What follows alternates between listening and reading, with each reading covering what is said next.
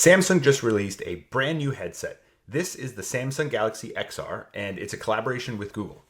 I'll be doing a deep dive review into this brand new headset, and of course, telling you what I think it means for construction BIM workflows. So let's dive in.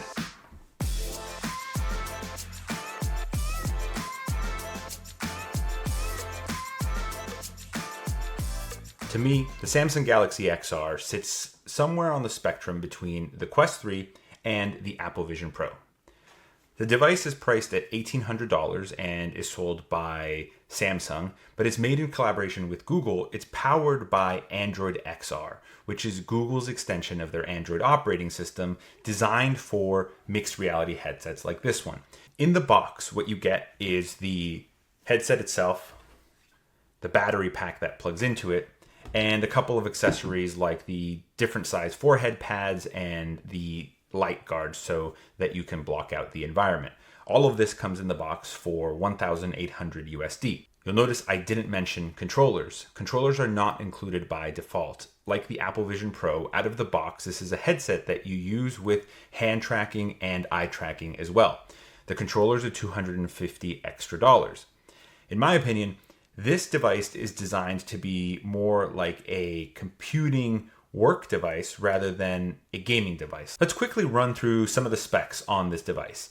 It has 4K micro OLED displays. It's got hand tracking, eye tracking, a depth sensor on the front. The lenses automatically adjust to your IPD, and the cameras for pass-through are 6.5 megapixel pass-through cameras, which are similar to the Apple Vision Pro 6.5 megapixel cameras compared to the 4 megapixel cameras on the Quest 3's pass-through.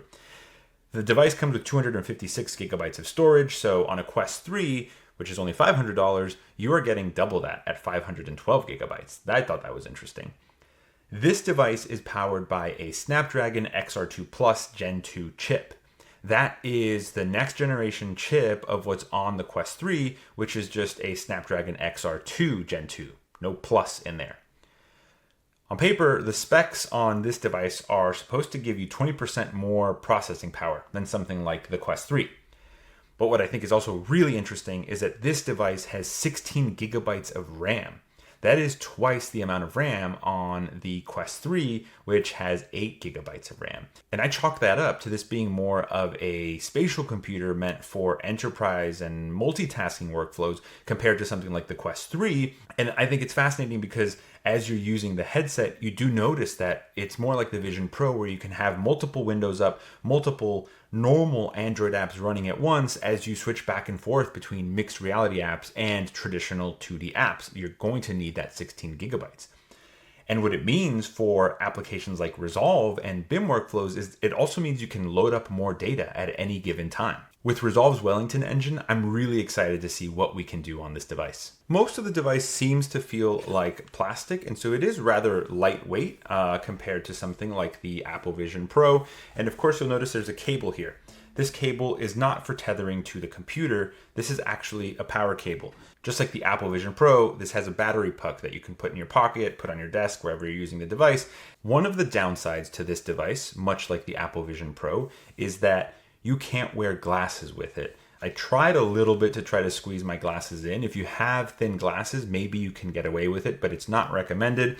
So I ended up getting these prescription inserts that just pop in and out of here. On the front of the device, you will see cameras and the depth sensor. This device packs a lot of cameras for tracking. You also have cameras on the bottom of the device.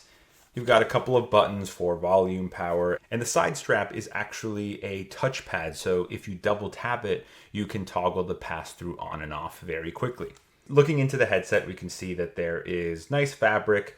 The top part that rests on your forehead is also made of a nice fabric and sponge. And overall, it feels quite nice when it rests on your head. Because this device is running Android XR, it comes with the Play Store installed, which means you can install normal Android apps on the headset. That means that you can run 2D versions of applications like Autodesk Construction Cloud, Procore, Revisto, all inside of this headset, while then using mixed reality apps that take full advantage of the immersive nature and the pass-through functionality. But it's really cool to be able to switch back and forth or be in a 3D app and then pull up a window that has your plans that are hosted on ACC, or pull up your Revisto issues, or something from Procore while you are immersed in an environment. And all of that works without any special adaptation from those developers. These are just the normal versions of those apps, but running in a windowed mode in your environment, which I will show you shortly. And one of the most novel things that Samsung and Google are doing here is really integrating AI into the native experience. By pinching your fingers, you can pull up Gemini and circle something that you're looking at, and it will search that and try to give you more information about it. This functionality feels really early, but it's a really exciting peek into the future of seamlessly blending AI into spatial experiences. When AI understands what you're looking at, and in the future, when it has context for the model, for your documents, from the apps that you're using, then you really unlock some crazy workflows from your fingertips. Let me put the headset on now to give you an idea for how it rests on your head and what it feels like. You just tighten the knob on the back. I'm taking my glasses off because I have the prescription inserts here. And then you tighten the strap on the back, and this is how it rests.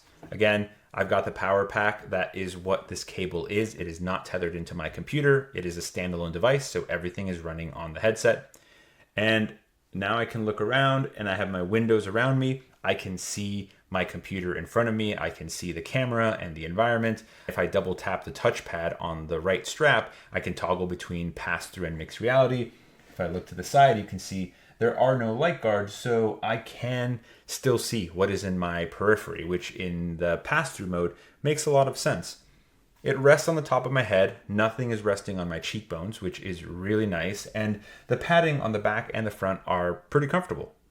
It really reminds me of the Quest Pro, which was one of my favorite headsets in the Quest lineup for comfort and aesthetic reasons. It looks a lot more like a pair of ski goggles, which I really like.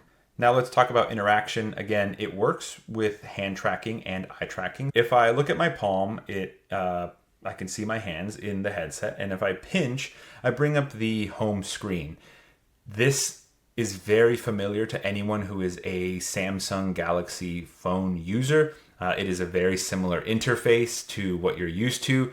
I used to be an Android user. I'm a more recent Apple iOS user, so some of this is a little less familiar to me, but it feels like you're using a phone or Samsung tablet, but in a spatial environment, which I think is really cool. I think people who are used to this interface will have a really easy time navigating, whether it's Google, pulling up Chrome.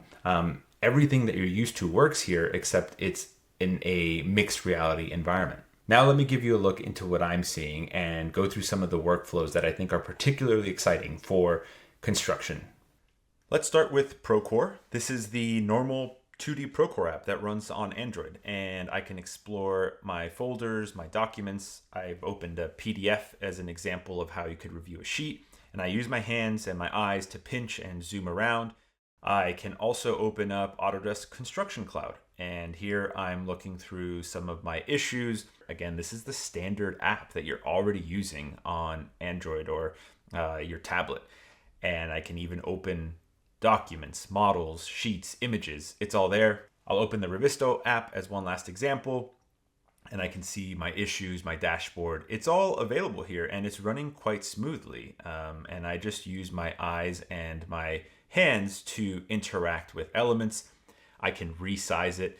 While it does have 3D viewers, it is still the 2D version of these apps. It's not an immersive view. They are floating windows, but that also means I can rearrange them in my environment. And this is where you can really see the impact of that 16 gigabytes of RAM for multitasking. I'm running several apps here. I'll also show you Resolve running in the Galaxy XR via our Lightning web viewer. It is running very, very smoothly next to Revisto and ACC, which is a testament to how powerful this device is for multitasking. And again, it's not immersive. This is not our full immersive app, but you can still move around the model. It all works out of the box because of how versatile we've made our viewer. And I can pinch the screen, I can pinch the virtual joysticks, and it all works just like I would expect on a traditional device. You can even open YouTube and play videos, and again, it's all running side by side, which is really cool. All right, to wrap things up, I will show you one of my favorite experiences on the Galaxy XR, which is Google Maps. I promise it is not as underwhelming as it sounds. They have basically brought back Google Earth VR, and so I can use my hands to pinch and zoom around anywhere on the planet, zoom into various areas, and it is so fun to just explore the world from this bird's eye perspective. As you zoom in, you get more and more detail, and as you get up close, you actually see the topography in 3D. So here I am in the Presidio in San Francisco, and I can zoom in and get a closer look of the Golden Gate Bridge. And you can see that as I zoom in, the fidelity of the content gets better. It's not an ultra high resolution scan because that would be a lot of data, but it is still really impressive. And for getting an overview of certain locations, it is really, really helpful, not to mention very fun. And just like on Google Maps on your computer or your phone, you can enter Street View. So you can look at higher fidelity 360 images from the locations that you're reviewing. And I will pan around to the East Coast as well and zoom in on New York City here so you get another example. So I can zoom into Manhattan. Again, initially it starts with this top-down view and then shifts you where then you can see the elevation. And here I can see all the buildings popping up in Manhattan, and I can zoom in and out, and it is just so fun to use this app. I could get lost here for hours. It's incredible how far the hardware and the software have come that you can now run Google Earth VR on a standalone headset. And so this is what I meant earlier when I said this really is a workhorse for running multiple apps, for processing a lot of data, and I'm really excited to see what we can do with it. To wrap things up, I'm pretty excited about the Galaxy XR. Like I said before, it fills a need between the Quest 3 and the Apple Vision Pro that I think is very much needed. I think the form factor and the forehead design makes it a really comfortable choice for something that you would do prolonged sessions in. And again, Android XR feels a lot more like a workhorse than it does a gaming environment. When you open it and you see the apps that you're used to and you see an interface that you're used to, if you are an Android mobile device user, it just makes it a lot easier to pick up. One thing I didn't mention in the review is that during setup, I just logged into my Google account and that's all I needed. I didn't have to make any new accounts to use the headset. I didn't need to use my phone. It just felt like signing into a new Android device. In some of the media that I've read, I see this device compared to the Apple Vision Pro quite a bit. And while, yes, it's closer to an Apple Vision Pro than a Quest 3, I do think for $1,800, you can't expect some of what you get on the Apple Vision Pro. Again, the Snapdragon XR2 is still more of a mobile chipset than the two M5s that you get on the newest Apple Vision Pro. That said, I think with the Snapdragon XR2 Plus Gen 2, you do get quite a bit of a boost in performance in multitasking, as you saw from some of the apps that I was using during the video. If there's more you want to know about the headset that I didn't answer, just drop a comment and I would be happy to respond. I've only been using this headset for 2 days, so as I use it a little more, as I investigate the different workflows on there, and of course, as Resolve explores integrations with this headset, I'll be sure to keep you updated. But for now, I'm going to go do some work in here. Thanks for watching.